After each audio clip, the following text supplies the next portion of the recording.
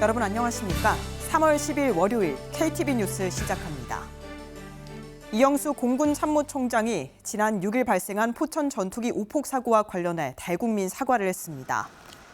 이 총장은 절대 일어나선 안 될 사고였다며 국민의 평온한 일상을 무너뜨리고 재산 피해를 입힌 점에 대해 거듭 사과했습니다. 그러면서 신속한 피해 복구와 의료 심리 지원 등 모든 방면에서 최선의 노력을 다하겠다고 밝혔습니다. 한미 군 당국이 오늘부터 열흘간 한반도 방어를 위한 정례 연합훈련인 자유의 방패 연습을 실시합니다. 한미는 이번 연습에서 러시아와 북한의 군사협력 등으로 도출된 북한군의 전술과 전략 변화 등을 훈련 시나리오에 반영해 한미 동맹 연합 방위 태세를 높일 계획입니다. 또 지상과 해상, 공중, 사이버, 우주 등 전 영역에 걸쳐 연합 야외 기동 훈련을 확대 시행합니다.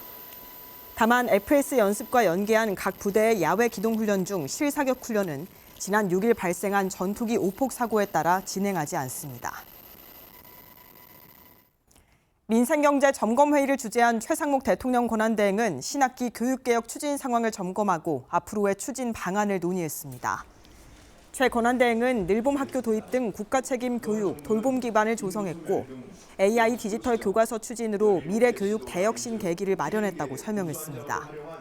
그러면서 학교 내에서 비극적인 일이 발생하지 않도록 가칭 하늘입법의 국회 통과를 노력하고 학내 사각지대 CCTV를 확대해 학교 내외부 안전관리를 강화하겠다고 밝혔습니다. 소비자와 보험사 사이 실손보험 분쟁이 늘고 있는데요. 금융감독원은 소비자 피해를 예방하기 위해 금융 분쟁 조정 기준이 되는 대법원 판례를 담아 소비자 유의사항을 공개했습니다. 보도에 김창규 기자입니다. A씨는 264차례에 걸쳐 티눈 제거를 위한 냉동 응고수를 받았습니다. 수술보험금 9,840만 원을 보험사에 청구했는데 보험사는 질병수술비 특별약관을 근거로 수술보험금 지급을 거부했습니다. 대법원은 약관에 포함된 면책 규정에 해당한다며 보험금 지급 대상이 아니라고 판단했습니다. B씨 등 141명은 백내장 수술을 받고 입원 의료비를 보험사에 청구했습니다. 보험사는 실질적인 입원 필요성을 인정할 수 없다며 지급을 거부했습니다. 대법원은 보험사의 손을 들어줬습니다.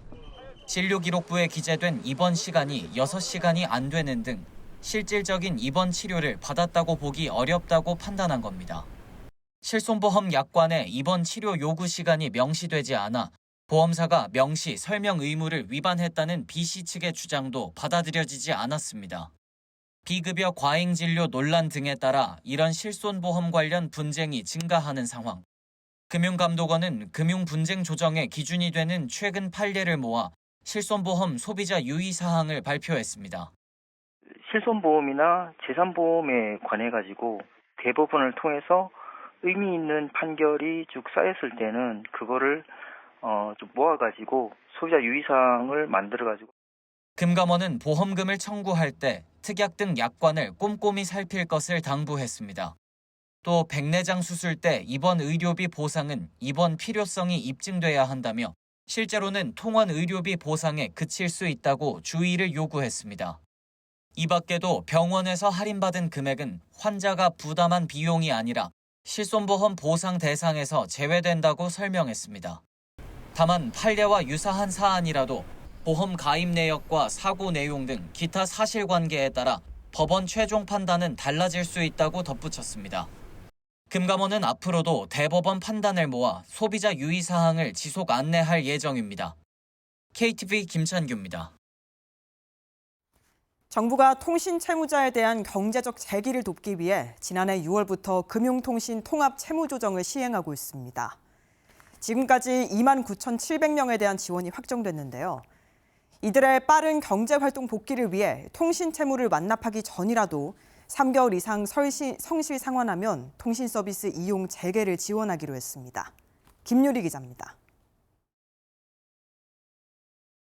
뇌종양 발병 등 건강 악화로 경제활동이 어려워진 40대 A씨. 신용회복위원회 채무조정을 신청해 금융채무조정 지원을 받았습니다. 그러나 통신채무 연체는 해결하지 못해 본인 명의 휴대폰 이용에도 어려움을 겪을 수밖에 없었습니다. A씨는 통신요금 미납 독촉장이 여전히 종종 집으로 온다며 불안함을 호소합니다. 앞서 정부는 A씨처럼 통신비 미납으로 전화 이용도 어려운 취약계층을 위해 금융통신통합채무조정 방안을 발표했습니다. 지난해 6월부터 이 방안이 시행된 후 지원이 확정된 이용자는 29,700명. 이들의 통신채무 신청 금액은 약 612억 5천만 원에 달합니다. 통신채무가 연체되면 전화, 문자와 같은 통신 서비스를 이용할 수 없습니다. 구직 활동을 포함한 경제 활동에 많은 제약이 생기는 겁니다. 그러나 금융통신통합채무조정을 통해서 금융채무와 통신채무를 함께 조정받을 수 있게 됩니다. 금융채무가 있는 채무자가 통신요금이나 소액결제 대금을 연체한 경우 신용회복위원회에 채무조정을 신청하면 금융채무와 통신채무를 한 번에 조정받을 수 있습니다. 여기에 더해 채무자의 상환 능력을 감안해 갚을 수 있는 수준으로 채무를 감면하고 최대 10년에 걸쳐 나눠 갚을 수 있도록 합니다. 또한 통신채무 완납 전이라도 3개월 이상 성실히 상환하면 통신서비스 이용 재개를 지원하기로 했습니다. 통합채무조정 이용자의 빠른 경제활동 복귀를 위해서입니다. 국민취업지원제도, 내일 배움카드 등 고용지원제도도 연계해 실질적 재기를 돕습니다. 맞춤형 신용관리 서비스도 상환 단계별로 지원, 채무 문제 재발도 방지합니다. 금융통신통합채무조정 신청과 접수는 전국 50개 서민금융통합지원센터와 신용회복위원회 사이버 상담부 등에서 할 수 있습니다. KTV 김유리입니다. KTV 뉴스를 마칩니다.